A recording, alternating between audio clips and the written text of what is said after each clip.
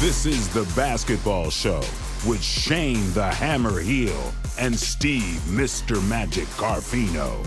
Brought to you by Unibet, TCL Plex, and News Corp. What they gonna say next? Hello and welcome to TBS for those in the know. If you're not in the know, it's The Basketball Show. Brand new for 2020. We have got it all lined up. My main man sitting on the desk is Shane the Hammer Heel. And let me just introduce you as the best commentator in the National Basketball League. Thank you, mate. Head and shoulders above. Okay. That was my New Year's resolution. To my friends, I'm going to tell them what I really feel about them. So there you go. Well, thank you, all mate. warm and fuzzy for 2020. It. Well, I'm going to go with a stroke to start 2020 as well. It better be good because we're setting a precedence. Brand new show, first show of the year. Well, we socialised a bit and over the Christmas and New Year's period, and I was the king of being able to video you, Steve Carfino, as the stroke, because you have more rhythm and more singing ability than anyone else I know. So let's check this out. You keep your eyes on the road and your hands up on the wheel.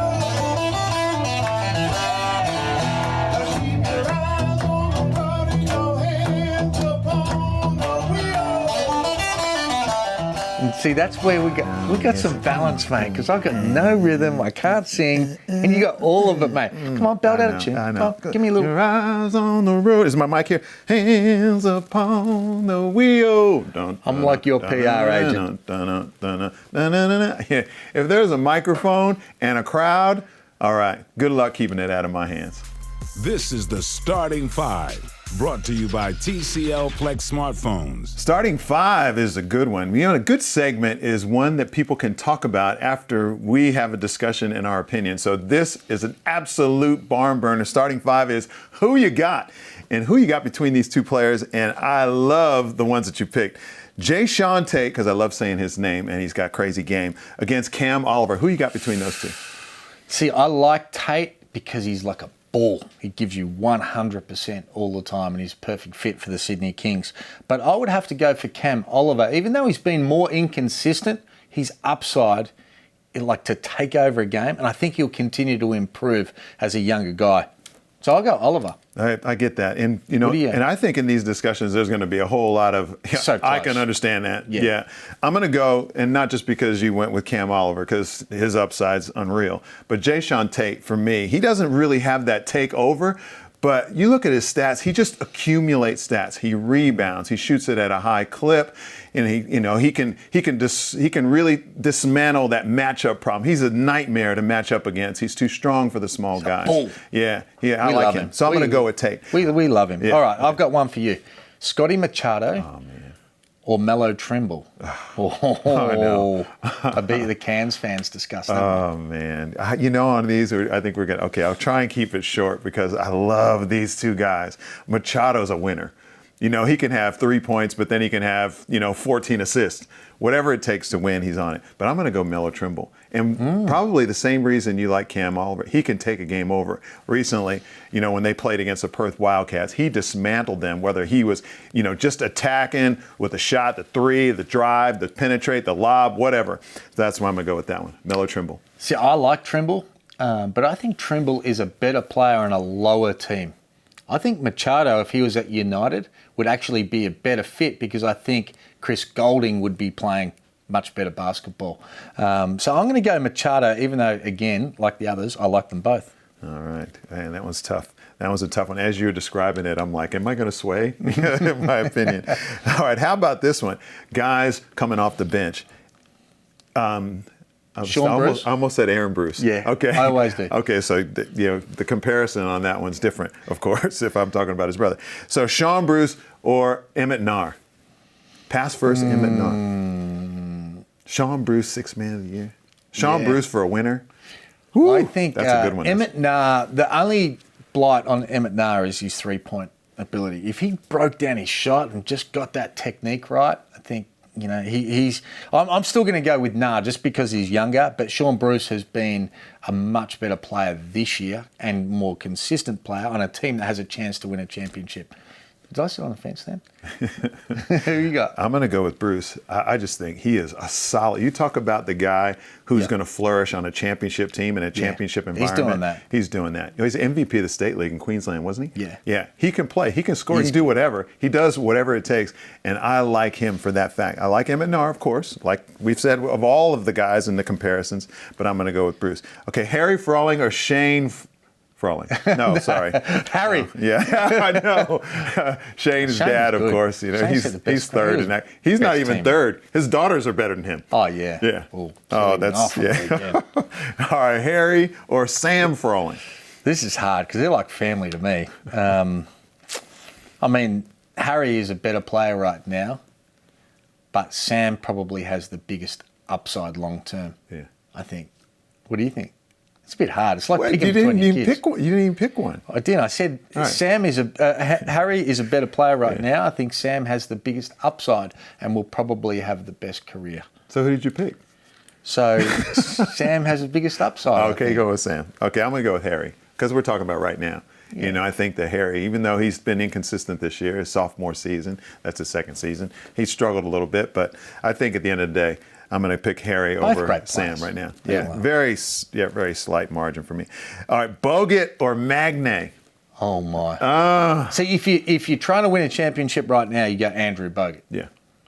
If you're trying to sign someone for the next 5 years, then obviously you're signing Will Magnay. But Magnay was good the other day. Yeah. He showed that he was not intimidated, and the thing that he does is he can drag people away from the hoop now. Yeah. And he's got that dynamic first step to be able to go to the basket. But right now, for experience, you go Bogut. Okay. I'm going to go with Magnay, and only because this is being recorded right now. In 5 years from now, when Magnay is in the NBA, I don't want somebody going back and saying that I went with Andrew Bogut. So I still get away with that, my comment as well. Yeah. Okay. That's good. I know you covered all your bases. You know you're good like that.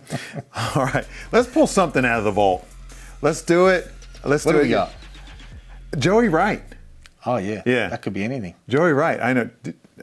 You guys were about to have a boxing match once. You interview him. You've got like a lot of history with Joey Wright. Yeah. I would imagine there would be a pretty good interview. Yeah, good interview. Let's check it out.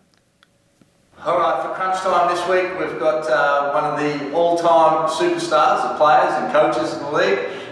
Joey, thanks for joining us, mate. Thanks for having me on the show. All right, here we go. Number of questions. You've got to answer pretty quickly, all right? Fold or scrunch? Fold or scrunch? Fold. Pineapple on a pizza? Yes. Yeah, that's good for an American. I like that. When it comes to that. All right, toughest NBL opponent?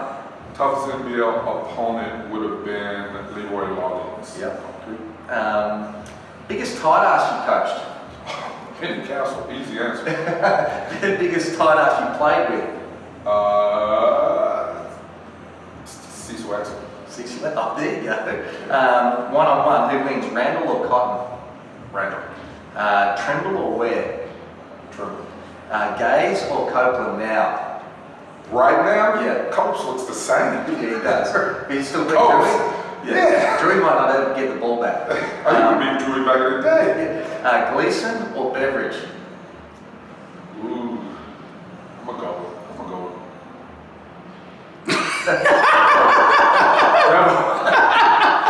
Well,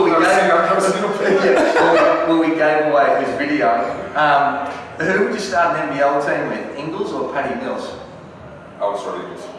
Baines or Exum? Baines. Yep. Favourite NBA player to watch? Okay. Best player you've ever coached in the NBL?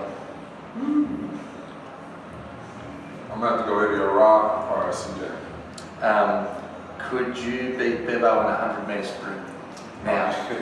I could roll and beat Bevo. And last question, whose hair would you rather wear, mine or Craig Mollis? Oh God.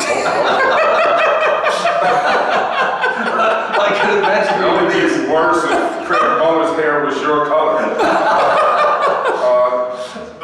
I'm gonna have to. I hate to say it. I'm gonna go Craig Muller. I would love to see that.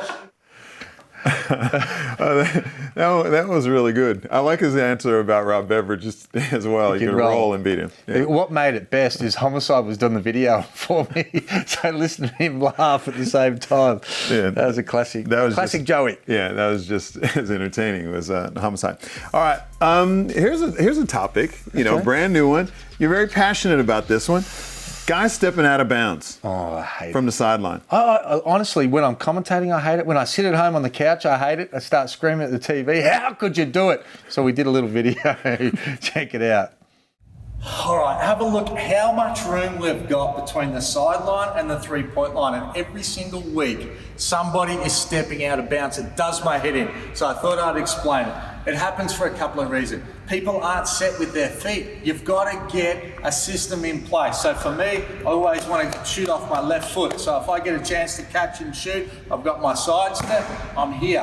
Where people step out of bounds is they use what we call a false step. So they go here, someone runs at them, they up fake, and as they up fake, they use a false step and they're stepping back onto the line. So anytime we're up faking, everything has to be forward. We never ever go any other way. Even if we jab step, we're still moving forward on this. So preparation of getting your footwork right, even if it's a baseline drive, baseline drift, I'm coming in here, I've got my inside pivot, I get my up fake, and I'm only ever stepping forward. So if people keep stepping out of bounds because they practice the wrong way, I think my head is going to explode. Please stop it. Okay, Shane, the question is, a guy does that, do you take him out? You're coaching. I'm not sure I'm going to take it. Depends on who it is. If it's one of my stars, no. Yeah. One of the role players might. All right. The tough questions here on the Basketball Show. We'll be back in a minute with Joe in the Know.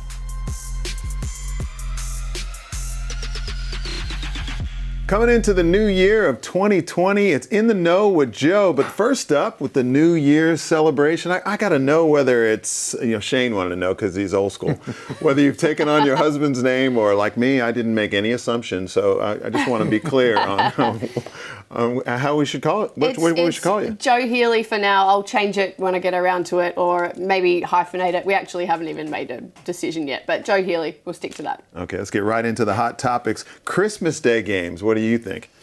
For the NBL? I would love the NBL to take on the Christmas Day game. There is such a big opportunity, don't you think, in this country to be the first sport to actually play on Christmas Day. There's such a big commercial opportunity, I think, which, you can imagine the NBL would be jumping at if they could make it happen. I know I'd love to see it. Brad Newley has come out and said that he would. I know a number of other players. I mean, to be honest, at the moment, they're having Christmas with their families or their teammates in hotels because they're playing the next day anyway. So what's the difference with playing it on Christmas Day? It'd be massive. And in the States, it's the highest ratings basketball. And it's also, the players want to play on Christmas Day. They are excited to be in that sort of environment. And a lot of the people, the arguments say, but the players shouldn't have to play, or there's going to be no one go to the games. It's not about how many people go to the game at the start. It's about being able to sit back 3 o'clock in the afternoon, just eating a whole lot of food. I'm laying on the couch. There's nothing to watch. Live basketball, and you would beat every other sport exactly like you said, Joe. Okay, I'm going to keep mine short because they've taken all the good answers, but it needs to be a tradition. You sit there, you eat all the food, you're uncomfortable, you're watching basketball. That's a new tradition. Yeah, let's hope they can make it happen. Now, I was having a conversation with my colleagues at Fox Sports News. The Cairns Taipans are one of the hottest teams in the competition, and I promise the entire Fox Sports News office are getting around these guys. They're really excited by them. They think that they're the real deal to win the championship. I don't think they are. And so we got into a heated conversation just about how they couldn't believe that I said that, but I love watching them play, and I would love a team from such a small town to do really well and take it to the likes of Sydney and Melbourne. But I just think that over a final series, they might struggle. So I just wanted to get your guys' opinion, which side you're on in that conversation. I'm with you, Joe. Can they win it? Yes, they can. Will they? No, they won't. I don't think. They've got the opportunity to. Got a great team, and I think everybody loves seeing Cairns do well. And they've got to make the top 4 first before you can start talking about titles. And they're a pretty good chance to do that, but still a bit of a raffle for that alone. Yeah, like when you think of a championship team, you think of a team that has the depth to be able to do it, because in a series, they're going to take away the things that you want to do. And they only have, 7 players that they play significant minutes, and over a series that really will take its toll. So, good on Mike Kelly for doing a great job of getting his team in a position to win and hopefully make the playoffs, because I think that that's the team that I'd like to see in the 4th spot, but win a championship. Either way, we're getting down to the business end of the season. Cannot wait to see who makes that top 4. Okay. Well, let's talk about the candidates for the most improved player. Now, that's hot. Always the hot topic is the most valuable player in the competition, but we've had so many players get to the next level in this year's competition so far. We're not even, all the way through the regular season, and we're talking about who's going to be the most improved player, and some great players are really kicking in on that one. Can we agree that it's Magnay, Deck, Bruce, and Pinot as the 4 most improved? Yeah, I think so. Who would you pick of those? It's a tough one. I think Dane Pinot. I think he's really playing a good role at Phoenix. I know that, having spoken to him previously, he said that he made his improvements last year training alongside Andrew Bogut, but he's been able to put them into practice now. And I think that he's probably been consistently that player. I would say Sean Bruce, but I think that he would be 6th man of the year in my books, and therefore Pinot would get MIP. Oh, that's solid. Jack McVeigh too, actually. There's another one. Would you put him in there as a candidate? No. No? Okay. Yeah. I'll shut up. Nice try. No, you no need to do that. But that's tough, because they're all good ones. They are. I like the fact that no one's like, oh, that's ridiculous. No. Obviously the obvious one would be Magnay, but man. Has he been consistent enough? I know he's put in a couple of good performances recently, but has he been consistent enough across the whole season? He hasn't been given the opportunity necessarily. Okay, I'm giving him a mention because I think that he's probably the best prospect of all of them. Yeah. But I like Sunday Deck. I like Sunday Deck because he has taken his game. He was like a guy that took his opportunity, a defensive player, like you've said all along, very good, solid defensive player. Because Perth were looking at him being the next Damian Martin on the defensive end of the floor. Had no idea he had scoring pop. And he's shown that this year with the opportunity he's got with Illawarra. He's gotten that opportunity to run with it. I think he's the most improved player in the competition. I'm so divided between all these players because they have been. Magnay has really taken a massive step compared to last year. Yeah. I mean, and his upside is far bigger than the other 3, I think. Sean Bruce has been a revelation on a team that has a chance to win a championship because he has had so many opportunities and never really delivered. Mm-hmm. This year he's been able to deliver what everybody really thought he could do a long time ago. And Sunday Deck, I just think he can be a star of the league for a long time to come. When I say star, I think he can be a starting 5 player on a team that has a chance to win a championship. I really do. Yeah. I think that he could be that player because he's such a good defender. So you put him next to a Bryce Cotton, and that is a great combination just from the defensive side alone. And he's shown that he can actually put some points on the board. So 2020, I'm going to sit on the fence all year. Oh, man. No, I'm not. But I am on this one. I can't pick. Yeah, wow. I'm not going to ever do it again. I'm never going to do it. I have never heard you sit on the fence. So that, to me, that's a compliment to all those players. Yeah. It's great. For sure. Talking point. All right. Way to break into 2020 in the know with Joe. That's how we do it. All right. Courtside. Let's hear from our correspondents. First will be Nick Lakovich from WA. Well, Merry Christmas to everyone at the Basketball Show, all our family and friends and viewers across the country. And as the new year approaches, it's New Year's resolution time. And I'd like to make it a priority for the Adelaide 36ers and Perth Wildcats to find a greater role and keep both Eric Griffin and Dario Hunt on the floor for longer. Now, surely, yes, the responsibility goes back onto their shoulders to stay out of foul trouble, but inserting them back into the starting 5 needs to be a priority for 2020. For the Adelaide 36ers, here's the reason why. You're in a 3-game losing streak.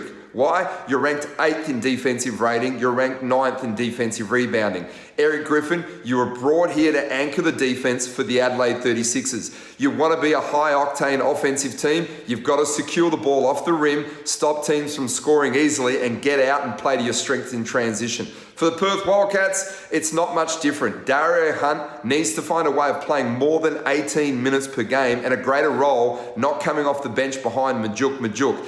Effectively, the best three-man combo for the Wildcats is Nick Kay, Tariko White, and Dario Hunt. You can no longer just rely on Bryce Cotton having 39-point games week in and week out. And during the playoffs, that's going to be a tough challenge because the teams are too elite. System and culture has separated you from the rest of the league over the last decade. Now it's time for Dario Hunt to step up. All right, let's go down south for PK, the New Year's resolution. This could go anywhere. Yeah, well, Merry Christmas and Happy New Year to everybody. And this week I want to talk about something big that's happening in 2020, and that's the Boomers at the Olympics. Now, we all know Andre Lamanis decided the national team needed a new voice. He identified Brett Brown as the man to lead them to another level. And while Dre outlined his reasons, I must say I'm not convinced. And the big reason for that is continuity is key in professional sports. Just look at the countries that finished in the top 4 at the World Cup in China, coached by Scariolo, Hernandez, Collet, and Lamanis. 4 talented, long-term coaches who knew their program inside out. Their players knew the systems well, and they performed well as a result. You contrast that with countries like the USA, Canada, and Lithuania, who had plenty of talent, but with new coaches, they underachieved in China. And so with the departure of Lamanis and a number of his assistant coaches, what we're effectively doing is trading one of the best organised programs in the world for more talent on the roster. And history tells us that's not a recipe for success. So I have to admit, going into 2020, I'm a little bit nervous about the Boomers' prospects, but I also hope I'm wrong. Go Boomers, bring on the Olympics. All right, let's take it up to Brisbane now. Derek, what have you got for us? 2020 is here, and that means a new year and New Year's resolutions. And since I don't make any because I can't keep to them, I'm going to make some for Queensland's NBL teams. First, the Brisbane Bullets.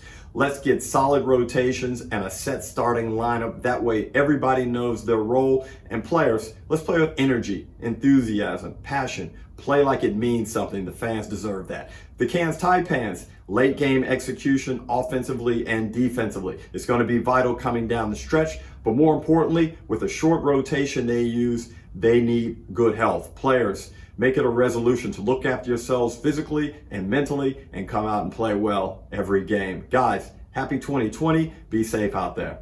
So there you go. New Year's resolutions, Joe. Well, brand new year, freshly married. Have you got one? Oh God, way to put me on the spot. Actually, the hubby texted me the other day and said that he was bringing a broccolini plant home. So I guess maybe keeping that alive would be the first thing that, yeah. You are South Australian plant. I don't even know what a broccolini plant looks like, let alone plant, I don't know. Yeah. Anyway, that's the first thing I thought of, but good. Something around fitness probably. All right, plenty of things to work on. Broccolini, all the guys on the course sides, correspondents all around the country, and that's Joe in the Know. It's time now for the Unibet game preview. Who's hot? Who's not? All right, after you finish all your Christmas shopping and your New Year's celebration, time to put some money back into your wallet. Our Unibet preview for the NBL. Let's get started, Shane Heal. It's the Brisbane Bullets at the Cairns Taipans. Well, I'm going to go the Cairns Taipans, and traditionally they don't win by big margins. So let's have a look at the 1 to 10 to be able to make some money on Cairns. I agree. All right, Melbourne United and the Illawarra Hawks, they're playing in the gong. I think Melbourne United will win that 11+. They won their last game by 20 when these two teams matched up. Melbourne United will need another win, 11+. I think that the young guys for Illawarra will be sticking it on the defensive end of the floor, and they're going to keep it 1 to 10. You thought I was Melbourne United? Yeah, no, yeah. You thought I was going to lose my mind and say Illawarra.